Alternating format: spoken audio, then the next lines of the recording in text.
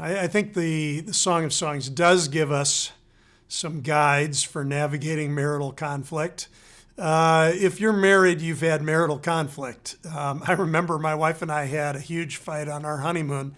Like most arguments, I have no idea what we were arguing about, and I'm sure it would be laughably trivial now. In a way, I see that as a good thing now, because here in the Song of Songs, this couple, after they get married, get into a big fight. And and I think it's really instructive to see what happens. She withholds intimacy from him rather than being patient with that. He says, oh, if that's how you're going to be, I'm out of here. I'm leaving. As soon as he leaves, she has second thoughts because she knows she's pushed him away. She knows that she's been selfish in some ways. She runs to pursue him. I mean, you're learning so much there. You're learning about how a broken relationship starts. It's when we're not patient to work things through.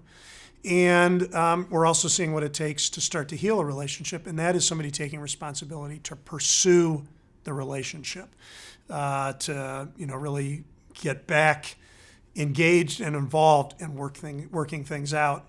And I think the aftermath, and this is just one example from the Song of Songs. I mean, there are lots of things we could look at that are very practical for human level relationships and not just marriage relationships either. I mean, that's always what it takes to reconcile.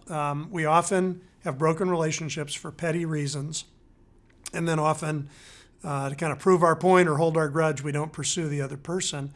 But when we do pursue the other person, some amazing things can happen. And one of the things that happens in the Song of Songs is, as the couple starts to get back together again, they speak with words of affection and of praise. They repeat some of the loving things that they've said in the past to reinforce them.